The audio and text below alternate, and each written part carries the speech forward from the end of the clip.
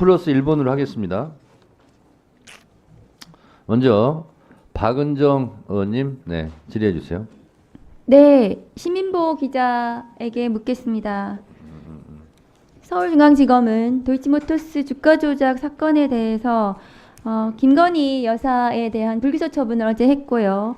그 불기소 처분에 주된 이유는 김건희 피의자가 주가 조작 시세 조정 사실을 몰랐다고 진술하고 있고, 공범들이 김건희 여사가 그 사실을 알았다고 진술하지 않았기 때문에 이 시세 조정을 알았다는 것을 입증할 증거가 없다는 것이 주된, 뭐 여러 가지 얘기들이 있지만 주된 논거입니다. 그런데 이 사건은 김건희 여사가, 피의자 김건희가 주가 조작 사실, 시세 조정 사실을 알았음을 인정할 만한 정황 증거들이 차고 넘친다고 저는 생각합니다.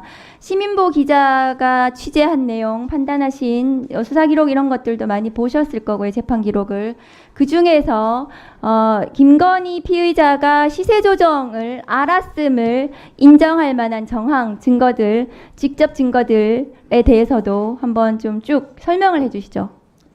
예, 몇 가지 말씀을 드리겠습니다. 먼저 첫 번째는 많이 얘기가 나오지 않은 부분인데, 그 증권사나 금융당국의 경고를 김건희 여사가 받았을 가능성이 매우 높다는 점입니다. 그 근거는 이 사건에서 김건희 여사와 매우 비슷한 위치에 있는 양모 씨라는 전주가 하나 있습니다. 이 양모 씨의 자필 진술서가 법정에서도 공개가 되었고, 저희도 이제 그것을 입수해서 보도를 한 적이 있는데요. 이 양모 씨의 자필 진술서를 보면 본인이 1차 작전 당시 주포 이모 씨에게 계좌를 맡긴 이후에 세 곳의 증권사에서 경고 전화를 받았다고 얘기를 합니다. 그 경고 전화의 내용은 그 주포 이 씨가 자신의 계좌로 시세 조정성 주문을 많이 제출했기 때문에 증권사에서 전화가 와서 이런 식으로 거래를 하면 거래 못하게 될 수도 있다라는 경고 전화를 받았다고 하는데요. 그러면 이제 똑같은 주포에게 똑같은 시기에 계좌를 맡겼던 김건희 여사 역시 증권사 경고를 받았을 가능성이 매우 높다. 그리고 2차 작전 때 그 시세 조정에 개입했던 주포들 신기한, 잠깐만요. 예. 중앙지검장님, 김건희 피의자가 증권사 경고 받은 자료가 있습니까? 서울중앙지검 수사 자료에. 다음 계속 얘기해 주시죠. 예. 그리고 2차 작전 확인을 안 했겠죠. 예. 참고로 그 점과 관해서 말씀드리면 1차 작전 당시, 그러니까 경고를 받았을 것으로 매우 의심되는 시기에 김건희 여사의 그 증권사 담당했던 신한금융투자 직원이 검찰에서 2번 조사를 받았는데, 그 2번 조서를 저희가 입수해서 확인을 해보니 검찰에서 그 신한금융투자 직원에게 증권사로부터 경고를 받았는지 여부는 물어보지 않은 것으로 저희가 확인을 했습니다. 예. 계속 말씀드려도 될까요? 네, 계속 말씀해 예, 주시죠. 예. 그리고 이런 경고는 2차 작전 세력도 많이 받았고, 저희가 확인한 것만 최소 6명은 경고를 받은 것으로 확인이 되었습니다. 그래서 김건희 여사도 받을 가능성이 매우 높다라는 점을 말씀드리고요. 두 번째로는 이제 1차 작전이 종료되고 나서 2차 작전이 시작되는 시기에 김건희 여사가 1차 작전 때는 아까 뭐 질이 나온 것처럼 1차 작전 때 사놓은 주식을 서둘러 팔았는데, 그 뒤에 금방 주식을 막 엄청나게 샀지 않습니까? 이 부분도 2차 작전이 실행되는 것을 알지 못했다면 그렇게 급격한 거래 패턴의 변화를 보일 가능성은 낮다라고 생각을 하고요. 그 세 번째로는 김건희 여사와 그 권우수 회장 간의 이 미공개 정보 이용 거래 정황입니다. 권우수 회장이 저 법정에 나왔을 때 검사가 최은순 씨의 녹취록을, 증권사 직원과의 녹취록을 제시하면서 실제로 최은순 씨가 그 권우수 회장으로부터 정보를 받아서 이제 주식을 매매해서 손실을 회피하였던 증거를 제시했는데요. 권우수 회장이 이에 대해서 부인을 하자 검사가 증인은 최은순 씨나 김건희 씨와 내부 정보를 많이 공유한 것들이 녹취록에 많이 남아있는 것이 있다라고 이제 발언을 했고, 그것을 추후에 자기가 제시를 하겠다라고도 얘기를 했습니다. 그러나 재판이 끝날 때까지 김건희 여사의 그 내부 정보를 건네받은 것으로 보이는 정황은 공개되지 않았거든요. 이 부분도 사실은 인지하고 있었다는 증거가 될 수 있다고 생각합니다.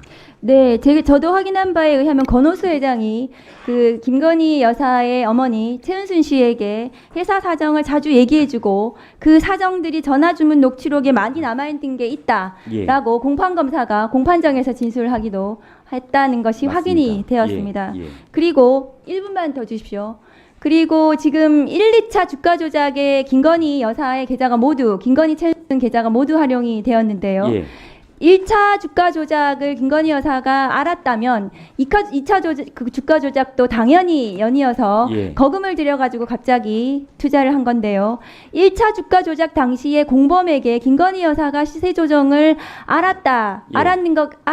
알지 않았느냐라고 공범에게 질문을 하자 공범이 답을 회피하면서 예. 김건희 여사의 그 인식 정황을 입증하는 듯한 그런 조서 내용도 있었죠. 예, 증권사 직원이었습니다. 네. 예. 그거 한번 설명해 예. 주시겠습니까?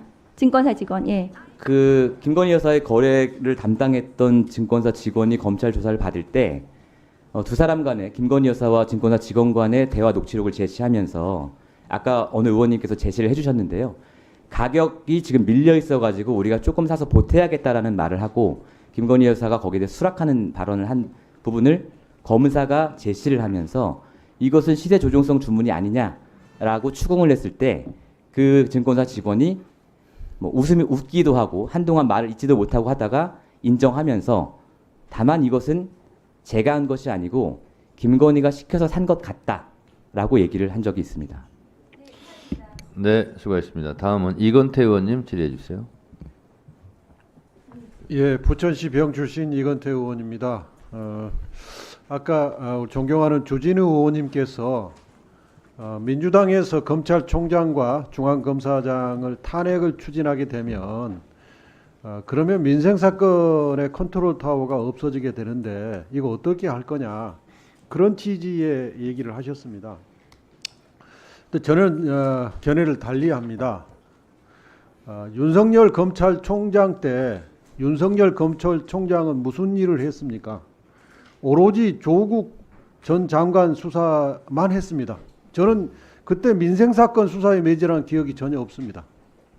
윤석열 대통령이 된 이후에 무슨 수사만 했습니까? 이재명 대표 잡기 수사만 했습니다. 세계청의 검사 약 70명을 동원해서 2년 6개월 동안 수사 및 기소 공소유지에 매진하고 있습니다. 그걸 가지고 그렇게 정치 수사를 했는데 그걸 어떻게 그게 민생 수사를 하기 위해서 검찰총장과 중앙검사장을 탄핵해서는 안 된다 이렇게 얘기하겠습니까? 통계를 봐주십시오. 제가 검찰로부터 받은 통계인데 법무부로부터 받은 통계인데 특히 성남지청을 좀 봐주십시오. 성남지청이 2021년 대비 2022년도에 3개월 미제가 675건, 13.36배. 2023년에는 2021년 대비 역시 3개월 미제가 495건으로 9.53배가 늘었습니다. 이렇게 많은 미제가 늘었는데 이 당시 지청장이 지금 중앙검사장으로 있는 이창수 검사장입니다. 이창수 검사장이 성남지청장으로 있으면서 백현동 사건, 성남FC 사건 등등 이재명 죽이기 수사에 매진함으로써 그 당시 21년도에 3개월 초과 미제가 47건밖에 불과하지 않았는데 22년도에 675건, 2023년도에 495건으로 늘었습니다. 그래서 정치 검찰을 멈추게 하는 것이 오히려 민생 사건을 하게 하는 길입니다. 시민보 기자님 잠깐 앞으로 나와 주십시오. 도이치모터스 주가 조작 사건에 대해서는 저희는 검찰이 명백히 기소할 사건을 기소하지 않은 직무유기라고 생각합니다. 그런데 자금의 흐름, 그러니까 예컨대 뭐 4,700만 원을 원금을 보장해 줬다든지 23억 원을 주가 조작 사기 세계에서는 땄다고 그러잖아요. 그런 땄음에도 불구하고 기소하지 않는 이 자금 흐름에 중점을 둬가지고 왜 이것을 기소해야 되는지 설명 좀 해주십시오. 예, 어쨌든 검찰이 자체적으로 검찰 스스로 제출한 보고서에 김건희 여사와 최은순 씨의 그 수익이 23억 원에 이른다라고 되어 있고요. 그 수익은 물론 계좌상의 수익입니다.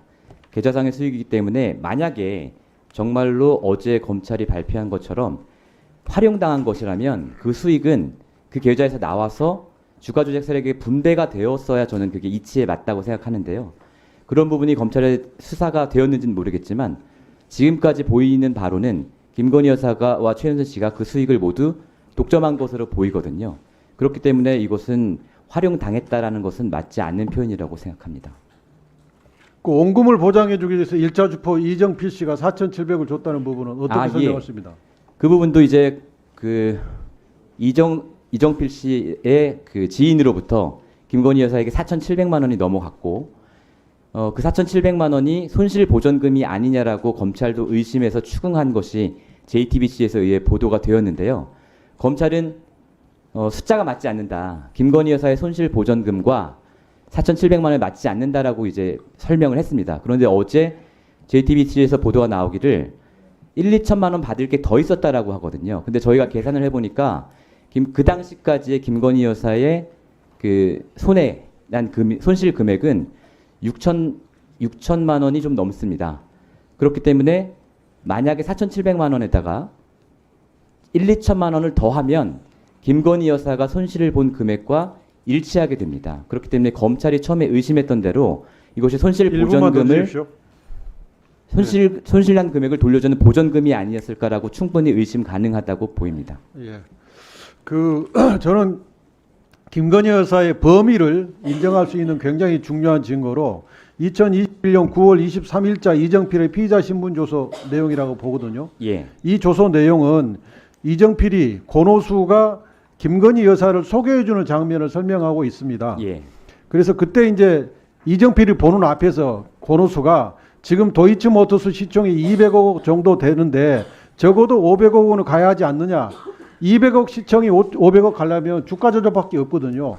그랬더니 김건희 여사가 그걸 듣고 그렇다면 앞으로 이주환이라는 사람이 주문을 내면 받아주라고 증권회사 직원한테 통화한 걸 봤다는 거거든요. 여기에 대해서 좀 설명해 주십시오.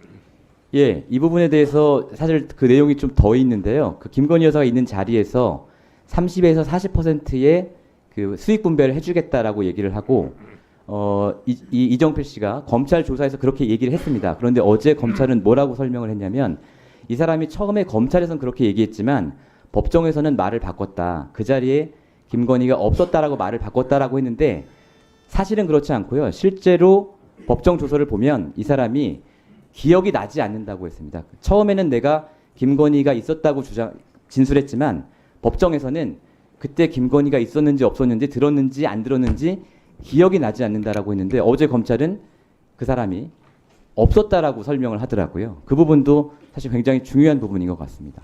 네, 수고하셨습니다. 신인모 기자님, 예. 그 최은수 씨가 3,500원 밑으로 회장이 딜을 해놓았대. 주식을 떨어뜨리려고 그거 하려고 하나 봐. 그거의 의미는 뭘까요? 그게 사실은 추측하기가 굉장히 어려운데요. 왜냐하면 그 지금 방금 말씀하신 증권사 직원과의 녹취는 날짜를 검찰이 법정에서 밝히지를 않았습니다. 그래서 날짜를 알아야 저희가 사실은 이 어떤 이벤트인지를 알 수 있는데 그 부분은 사실 잘 모르겠습니다. 김건희가 권오수로부터 이 내부 정보 받았다는 이 공판 검사의 법정 진술 과정에 녹취록도 지금 제출 안 한 거죠? 검찰 측이 결국엔 법정으로. 예, 법정에 제출된 기록 중에 확인하지 못했습니다. 방금 이 지검장님께서 이상거래에 대한 경고를 안 받았다고 했는데 예.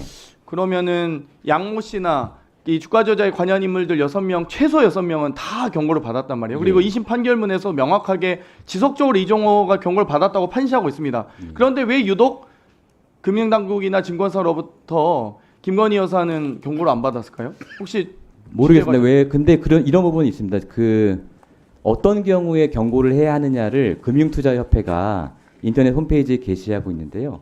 그 기준에 따르면 그 중에 하나가 특정 계좌가 어떤 한 특정 종목의 전체 거래량의 30% 이상을 초과하는 거래를 했을 때, 그리고 이런 거래가 5거래일 중 2일 이상 됐을 때 경고를 하도록 되어 있거든요. 그런데 저희가 데이터를 확인해 보니 김건희 여사 같은 경우는 5거래일 중에 4일 동안 자신의 거래량이 전체 거래량의 30%를 넘겼습니다. 그 점을 보면 제 생각에는 당연히 경고 대상일 것 같은데 왜 경고를 받지 않았는지는 저도 사실은 모르겠습니다. 그럼 세 가지 중에 하나네요. 신보 기자님께서 확인한 자료가 불명확하든지 예. 아니면 증권사나 금융당국의 누군가가 외압을 행사해서 경고를 하지 않도록 했다든지 만약 그게 근거가 30% 넘겼기 때문에 이상거래 경고를 받아야 될 대상임에도 불구하고 경고하지 않았다면 그건 증권사나 금융당국의 직무유기겠죠. 문제가 있는 거겠죠. 예, 그 부분 잘 아니면 모르겠습니다. 예. 아니면 이제 중앙지검장님께서 저희한테 거래 경고를 안 받았다 김건희 여사가 라는 걸 확인했다고 말씀하셨기 때문에 뭐 그게 사실이던지 아니면 위증하신 건지 둘 중에 뭐 그런 최소 4가지 정도 경우의 수 아니겠습니까? 그러면 지검장님께서 이거 정확히 확인하셔서 뭐 이 후속 수사는 불가능하신 거죠? 이 증권사나 만약 이게 30%를 넘겼는지 안 넘겼는지 파악은 하셨나요? 이상 거래에 대해서 주식 거래 지금 이 양이 부분은 이상거래 받은 적이 없다고 확인을 했기 때문에 저희가 뭐 수사할 여지가 없습니까? 이 부분은 사실은 2021년에 수사가 다 됐던 부분들입니다. 그래서 저희가 그리고 지금 이정필 이모 씨가 관리하던 신한투자증권 계좌는 그냥 60만 주 이상을 계속 그냥 모아놨던 거고 아니죠. 특별히 예, 알겠습니다. 특별히 이거는 사실 이득을- 공소시효 연소된 거죠. 면소된 거죠. 사실 네. 신한투자, TV증권도 다 투자했었죠. 주가 조작 다 일어났고. 신모 기자님. 예. 이 2,650원까지 올리기 위해서 더 사서 버텨야 된다라고 했던 부분만 마지막으로 한 말씀 해주시고. 예, 그 부분은 그 검찰 진술 조서에도 명확히 나타나 있듯이 검찰 역시 시세 조종성 주문이라고 의심을 했고 당사자 역시 그것을 인정했던 부분입니다. 예. 네. 거기 제가 답변 좀 드려도 될까요? 저기 지검장님, 네. 그렇지 않아도 제가 증인 보호 차원에서 네. 신문배 기자 잠깐 들어가시고요.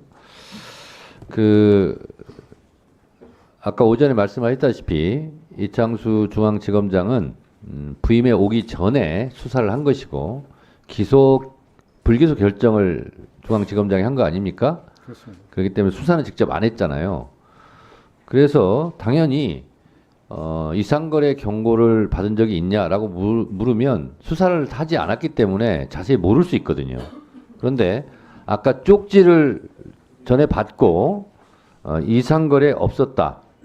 이상거래에 대한 경고 없었다 이렇게 말씀을 하셨는데 일종의 이게 본인이 확인한 것이 아니라 전원이잖아요. 일종의 쪽지를 통해서 이건 수사팀이 저한테 전달해 주 수사팀이 전달해 준 거잖아요. 네. 근데 본인이 확인한 건 아니잖아요. 그래서 이제 분명하게 제가 이제 확인을 드리는 겁니다. 수사를 했는데 이상거래 경고가 없었다. 이게 하나 있고 이상거래가 있었는지는 수사를 안 해서 알 수 없다. 이게 있거든요. 두 개가 그런데 증언이 다 굉장히 차이가 있습니다. 어떤 겁니까? 위원장님이 그렇게 말씀하시면 제가 확인을 해보고 답을 드리겠습니다. 지금 확인하세요. 지금요? 왜냐하면 이게 위증 혐의로 또 걸릴 수도 있기 때문에 수사팀 지금 확인하세요. 바로. 네. 확인했는데 없다고 네. 합니다. 수사를 했는데 이상거래 경고는 없었다. 이겁니까? 예. 수사를 했는데 없었답니까? 수사를 안 해서 없었다는 겁니까? 예, 수사를 했는데 없다고 합니다. 수사를 했는데 김건희 여사에 대한 이상거래 경고는 없었다. 이렇게 정리하겠습니다. 그렇습니다. 예. 자, 그다음 그렇게 하면 지금은 김영민 의원님 질의 순서입니다. 네, 다른 분들은 왜냐하면 질의가 다 끝났기 때문에 다른 분들은 좀 계시고요. 김영민 의원 질의하세요. 혹시 위원장님 허락해 주시면 뒤에 3분도 같이 붙일 수 있나요? 참고인 어차피 가셔야 되니까. 네, 상관없습니다. 네. 예. 그러면 네? 아니요. 물어볼 게 많아서. 그러면 네. 8 플러스 1분으로 하세요. 네. 이렇게 해 주시면. 왜냐하면 그 이후로는 3 플러스 1이 아니고 3분이니까. 네. 감사합니다. 그러면 8 8 플러스 1분 1. 구분하세요. 네. 자, 우리 봉지욱 기자님.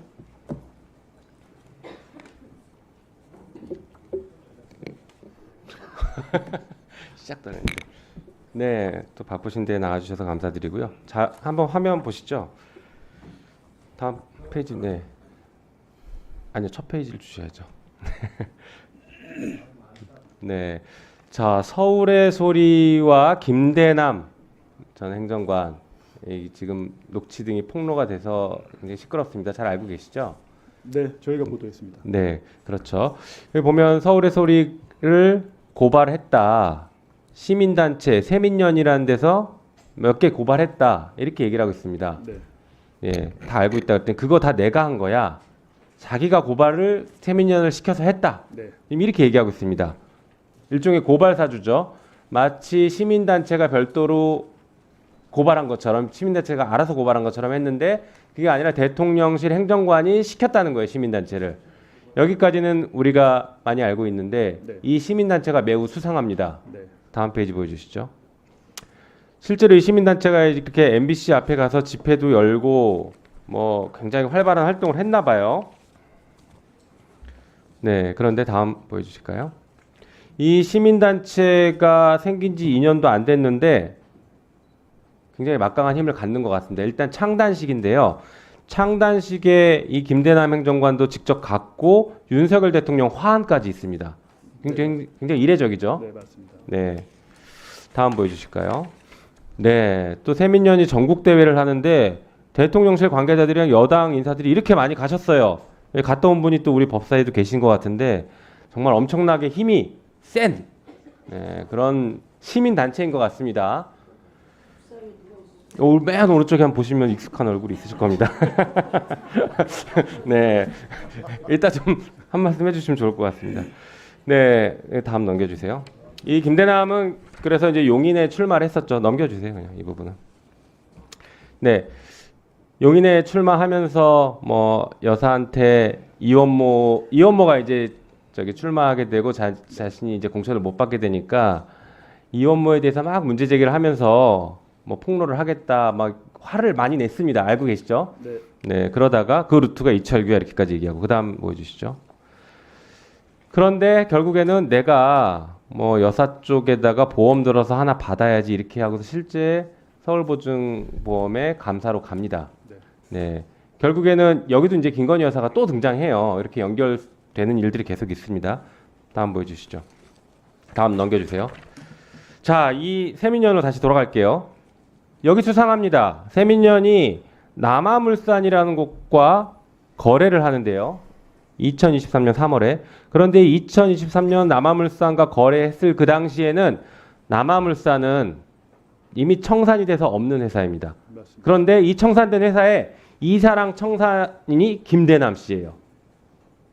다시 말해서 김대남이 관련이 있는 세민연이 김대남이 만드는 회사랑 거래를 하고 있었던 거예요.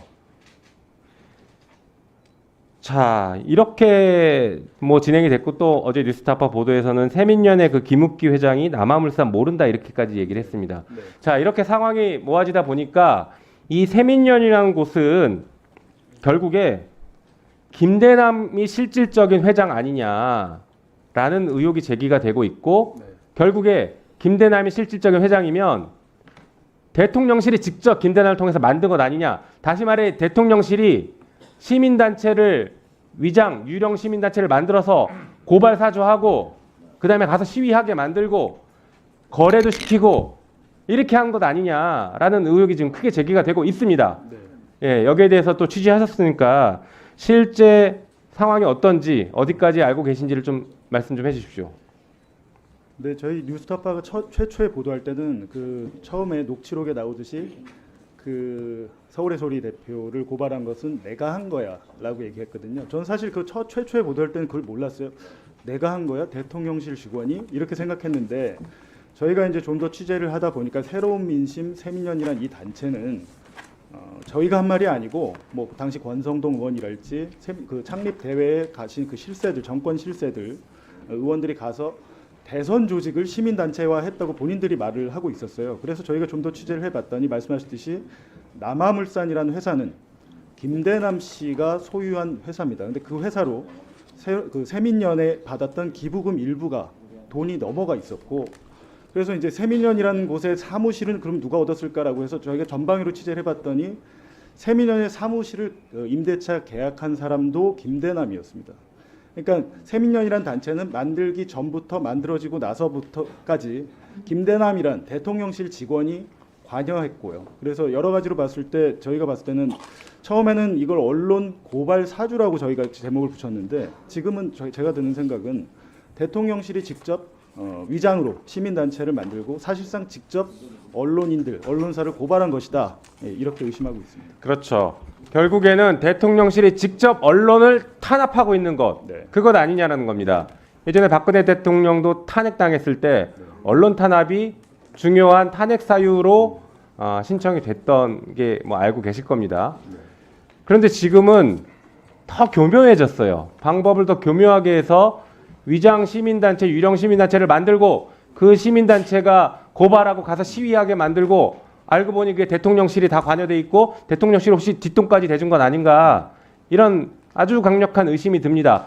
그리고 대통령실이 만들어서 실질적으로 영향력을 행사하니까 여기저기서 후원도 많이 받았겠죠. 정치인들 아마 후원 많이 했겠죠. 줄 서려고.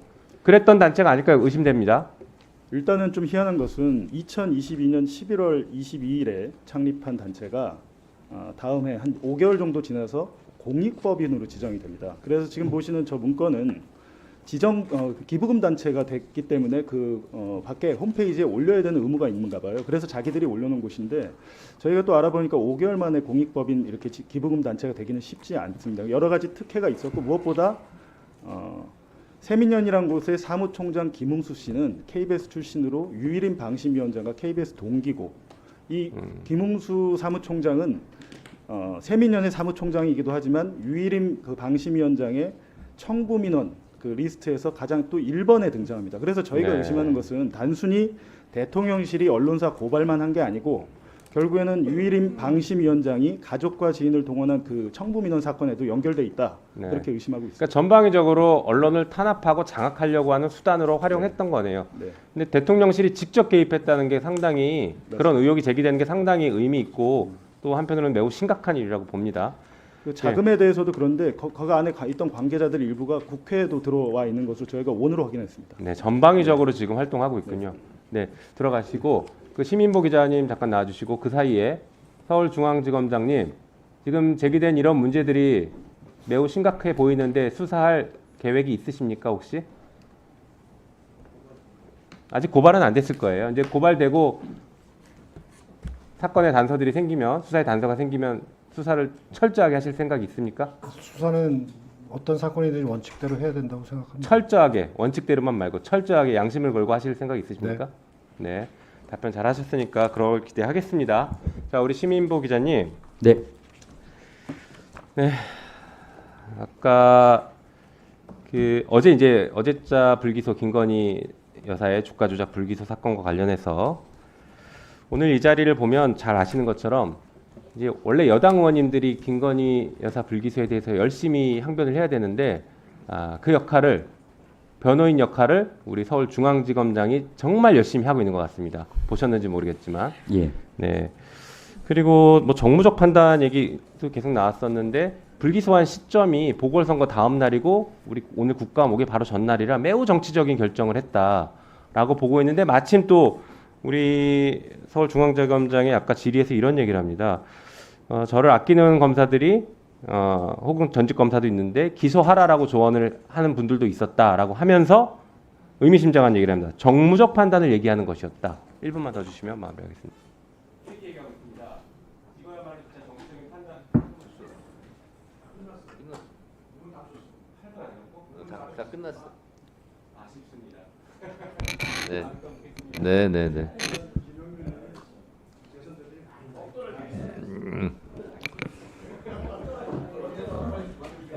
저는 민주당 의원님이 발언 시간을 더 달라고 해도 안 좋습니다. 네, 박지원 의원님 질의해 주세요. 5+1입니다.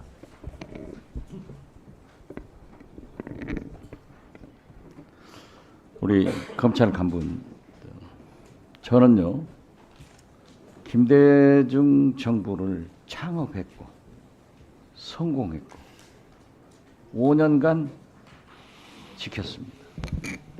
어떤 정권도 5년간 처음부터 끝까지 다 해먹은 사람은 박지원밖에 없어요. 그런데 저보다 더 훌륭한 분이 이해찬 전 총리예요. 이분은 3대 대통령을 당선시켰고 3대 정권에서 일을 하신 분이에요. 저는 딱 5년 했는데 제가 왜 이 얘기를 하느냐. 정권은 올라갑니다. 지금 윤석열, 김건희 정권을 몰락해 하는 것이 바로 검찰이다. 이런 말씀 드리면서 저처럼 되지 말라고. 저처럼 정권 끝나면은 감옥 가지 말라고 제가 충고하는 거예요. 제가 진짜 충정해서 하는 거예요. 감사원 유병호 감사위원이 나와서 박지원의 길을 가지 마라. 진짜 이건 안 됩니다. 이 이상 우리 정권이 우리나라가 불행해지면 안 되는 거예요. 신명보 기자. 네, 신명. 예. 네. 끼어들지 마. 김건희 여사는 주식 투자 전문가입니까? 주식 정보 전문가입니까? 양쪽으로 다 밝으신 것 같습니다. 그렇죠? 예. 예, 알겠습니다. 예. 봉지욱 기자님. 지금 이채 양명주, 예. 김명관 잘 아시죠? 예. 네, 오늘 또 우리 존경하는 박은정 의원께서 질문했습니다마는 명태균 씨가 윤석열 대통령 도리도리를 잡아줬대요. 쩍보를 잡아준 거예요. 알아요? 네, 본인이 이렇게 도리도리! 들었습니다. 네. 그러니까 자기가 윤석열 대통령이 도리도리 윤이다 하고 부르니까 나는 도리도리 아빠다. 네. 이렇게 받았는데 그걸 잡아줬대요. 그렇게 밀접한 관계가 있는데 지금 이 정권에서는 김건희 물타기를 하고 있습니다. 네.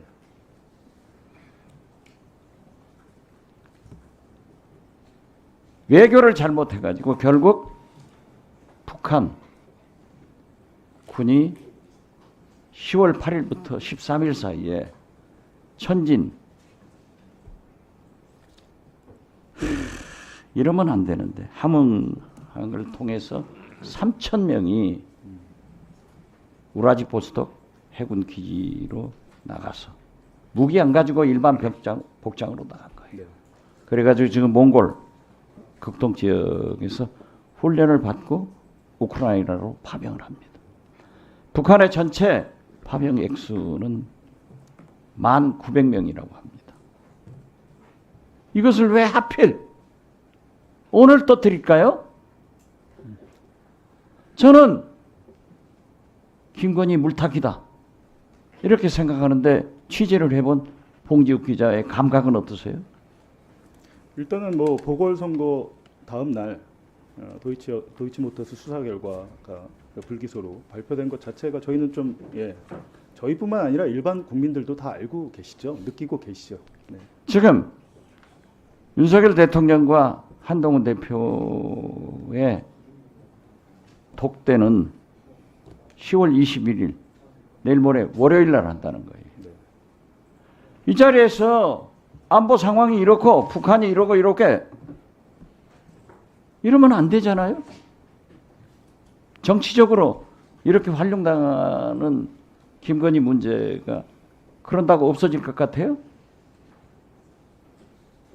1분만 더 주세요. 말이 안 되지 않습니까? 어떻게 이러한 문제를 가지고 아까 우리 같은 회사지만 주식 정보 전문가고 투자 전문가라는 거 아니에요? 네. 이거 물타기 하려고 없애려고 더 큰 것을 빵 터뜨리는 이게 옛날에 노재봉 총리가 이슈는 어떤 더 큰 것을 터뜨리면 없어진다. 이 방법 아니에요? 충분하게 수사를 전방위적으로 했다면 도이치모터스뿐만 아니고 다른 주가 조작이나 주식 부양에 관여한 김건희 여사가 관여한 사건이 있는 걸로 저는 알고 있습니다.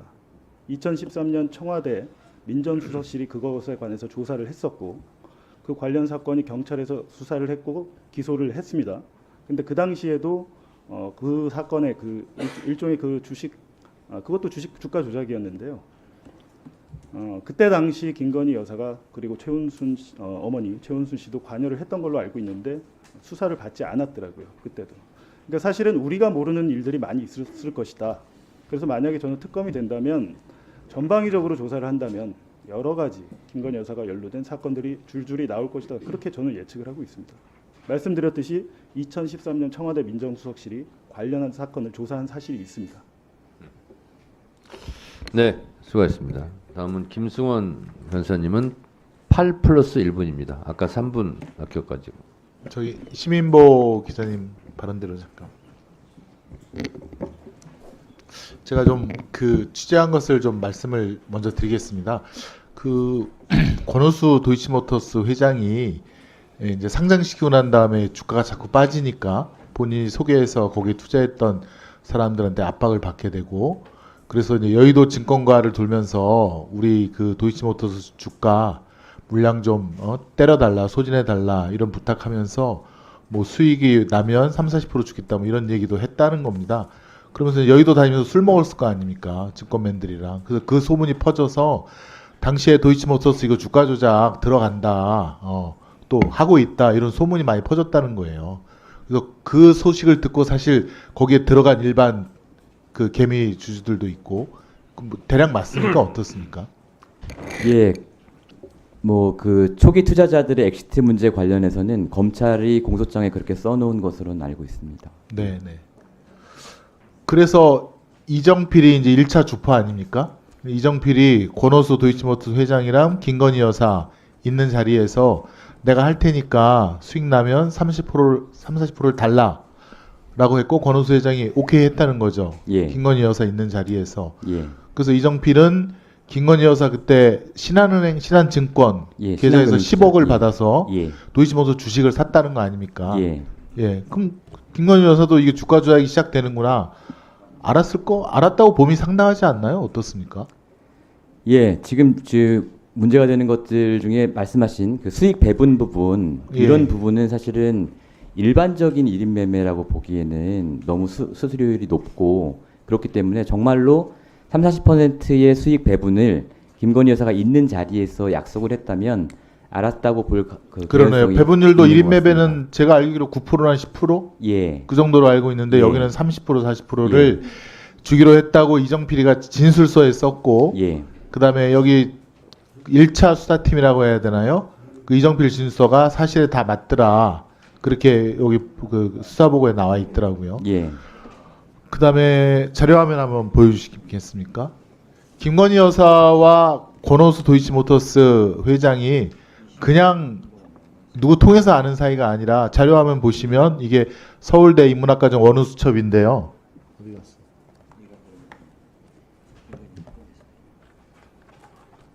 원우수첩에 나온 그 결국엔 이제 결론은 도이치모터스 이사라는 거죠. 예. 예. 그건 알고 계시죠. 예. 예, 대선 직전에 많이 보도가 되었습니다. 예. 이게 어디 압수수색할 때 나온 거라고 제가 들었는데, 지금 저는 잘 기억이 안 나는데 어디 압수수색해서 나온 자료인가요? 그 원우수첩 말씀이십니까? 예, 예, 예. 그것은 그 김건희 여사가 그렇게 그 본인의 프로필을 적어 놓은 것을 당시에 어느 머니투데이였나 하는 매체에서 보도를 한 것으로 저는 보도를 그렇게 한 알고 것으로. 있습니다. 예, 네네. 예, 예. 그래서 권오수 회장과 김건희 여사는 사실은 어떻게 보면 내부자 거래라고 볼 수 있을 정도의 예, 친밀감이 있었고, 그렇습니다. 예, 예. 예. 그런 것이 있었고요. 네. 다음 한번. 그다음에 이게 이제 블랙 인베스트먼트, 그 회사에서 나온 김건희 여사 명의의 엑셀 파일이라는 거잖아요. 예, 거기는 이제 주가를 주도한 세력들이 그 사무실에서 뭐 때려주고 매수하고 막 그랬다는 거잖아요. 예, 그러면 김건희 여사의 여기 보면 원단위까지 다 어떻게 하고 하는지를 다 알았다는 거고요. 예, 그렇지 않습니까? 그다음에 이 매매 거래에는 전화 주문뿐만 아니라 그 HTS 홈 예. 트레이닝 시스템 예. 공인 인증서가 있어야만 할 수 있는 그런 거래가 35차례나 발견이 되었고, 그렇습니다. 예, 그다음에 그 공인 인증서는 분명히 김건희 여사가 주었을 것이다. 예. 뭐 당연하죠. 소유주가 줘야 되니까. 예. 이게 시민보 기자님 취재에 의해서 다 나온 사실 아닙니까? 예, 뭐 저희가 취재하긴 했지만 사실 네. 법정에서 공개된 법정에서. 것을 다른 기자들이 뭐 놓치고 지나간 것이기 때문에 저희가 대단히 잘한 것은 아닙니다. 네, 아니 아무튼 그래도 공인 인증을 줬다는 거는 예. 다 맡기고 예. 그다음에 그들에게 일임했는데 문제는 그 몇만 주를 팔자 이럴 때마다 김건희 여사가 예. 김건희 여사에게 그 증권사 직원들이 다 확인을 했다는 거 아닙니까? 예, 그것은 이제 대신증권 관련해서 그 대신. 전화 주문했던 그거 관련해서 네네. 그렇고요. 예. 네, 그랬다는 것이고요. 예. 다음 한번 자, 이게 BP 패밀리라고 하는 이게 법정에서 증언인데요. BP가 아마 블랙펄인 것 같습니다. 예. 블랙펄 인베스트먼트 대표가 이종호 회장이고요. 예. 아까도 질의에 나왔지만 이종호 회장은 멋쟁 해병 그 해병 거기 단체 카톡에 들어가 있던 사람이고 임성근 사단장 구명 로비를 했던 사람인데 그 이종호 대표가 아마 김건희 여사에게 구명 로비를 했을 것이다. 예. 그래서 윤석열 대통령이 갑자기 국가안전 뭐 수석 회의에서 경로해 갖고 이러면 누가 사단장 노릇을 하겠느냐. 예. 그때부터 뭐 기자회견이라든가 국방부 장관 결재가 다 틀어졌다는 거 아니겠습니까? 예. 그래서 저희는 이종호 대표와 김건희 여사의 관계가 2010년 주가 조작 있을 때뿐만 아니라 그 2020년 20 몇 년인가요? 20년, 21년 통화 내역이 나온 걸로. 그렇죠. 알고 있습니다. 그때도 예. 예. 계속 됐다는 거고요. 그다음에 최혜병 순직이 2023년 이제 1년이 예. 넘었으니까 그때도 역시 계속 예. 신분 관계가 유지됐고 김건희 여사가 그 이종호 대표를 오빠라고 불렀다라고 하는 그런 진술도 있고요. 예. 근데 이 BP라는 게 예. 사실은 이제 거기에 나오는 이종호 대표라는 거죠. 그죠? 이땡땡 이종호 대표하고 예. 권오수 도이치모터스 회장하고 막역한 사이고 그다음에 민땡땡은 블랙펄의 이사 예. 예, 이종호 이종호 대표 씨의 처남이죠. 처남이라는 예. 것이고요. 그죠? 그것이 이제 BP 패밀리다 뭐 이런 내용이 있다는 거고요. 다음 자료 화면 봐주시겠습니까? 그다음에 요 주가 조작으로 끝내는 게 아니라 이게 지금 그 여기 또 이것도 역시 시민보 기자께서 취재하신 것인데 권오수 회장이 돈이 없을 때는 김건희 여사로부터 돈을 빌렸다는 내용인 것 같은데요. 예, 그렇습니다. 예, 요 내용은 한번 잠깐 설명해 주시겠습니까? 네, 저것은 이제 그 블랙펄 인베스트의 이종호 대표가 어느 엔스퍼트라는 회사에 투자하기 위해서 또 자금을 마련하는 과정에서 본인이 권오수 회장에게 부탁을 했더니 권오수 회장이 알았다, 알아봐 준다 한 뒤에 김건희 여사로부터 자금이 15억 원 들어왔다라는 얘기를 하고 있고요. 또 권오수 회장과 김건희 여사는 이것 외에도 그 권오수 회장이 그 BW 네, 이제 네. 워런트를 살 때 7억 5천만 원이 들었는데 그 7억 5천만 원을 살 때도 김건희 여사로부터 5억 원을 빌렸다.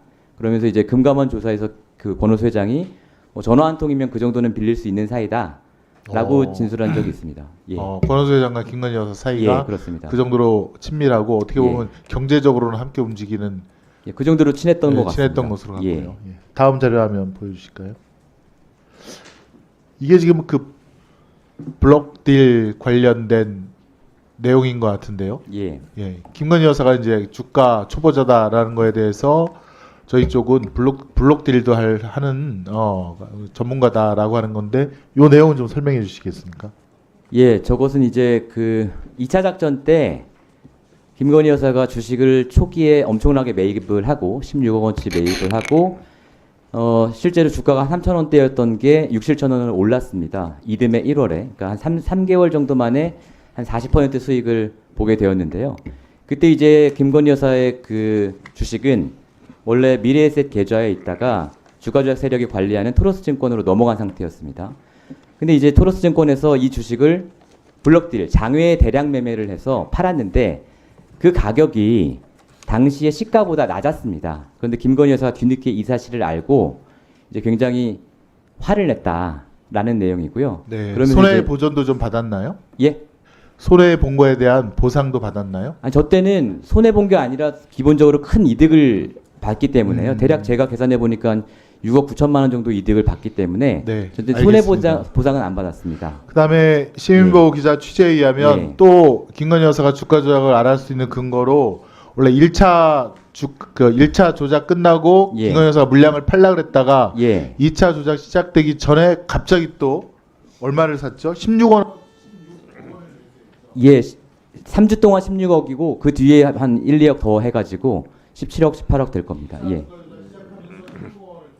예, 10월 21일에 2차 작전이 시작됐는데 10월 28일부터 매일매일 매수를 하기 시작했습니다. 2022년 10월 공판검사가 예.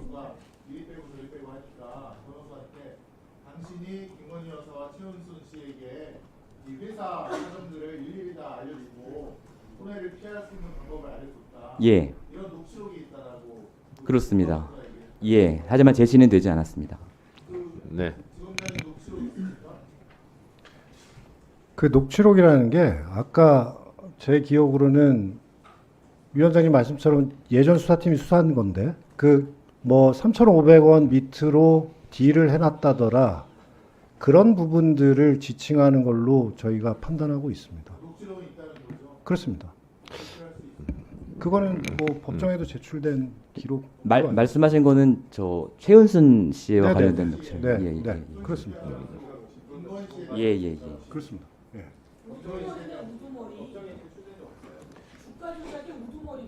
전혀 그렇지 않죠. 저한테 자, 설명할 시간 좀 주시겠습니까 자, 지금? 마무리해 주시고요. 그러니까 우리 참고인 얘기 자, 시간이 됐고요. 김승원 신무기자 잠깐만 계시고요. 예. 저도 딱 1분만 질의하도록 하겠습니다. 예, 1분 질의 쓰는 겁니다. 어제 검찰 불기소 발표 이후 예. 뉴스타파에서 긴급 방송 예. 하셨던데 예. 4, 5년 취재를 하면서 어제 또 불기소 사태를 예. 맞이하면서 예. 본인의 소회를 1분간 좀 얘기해 주세요. 예, 뭐 굉장히 허탈하다고 느꼈고요. 뭐 제가 유죄를 단정하고 취재를 한 것은 아닙니다만 너무 많은 증거들이 있고 정황들이 있는데 그렇습니다. 증거나 정황은 이렇게도 해석할 수 있고 저렇게도 해석할 수 있는 것입니다. 그런데 제가 느끼기에 검찰은 그 모든 갈림길에서 김건희 여사에게 유리한 방향으로 해석을 했다고 저는 느꼈습니다. 그것은 검찰이 다른 피의자들에 대해서 보여왔던 태도와는 크게 다른 것이라고 생각이 들었고요. 아까 뭐 위원장님께서도 말씀하셨지만 저는 BBK 사건이 생각났습니다. 예. 네, 수고하셨습니다. 네, BBK도 도이치모터스도 머지않은 장래에 역사와 국민이 심판할 것입니다.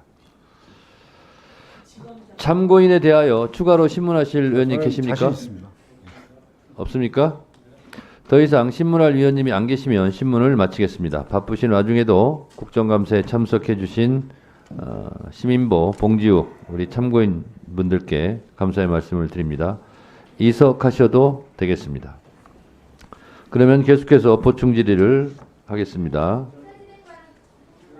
네.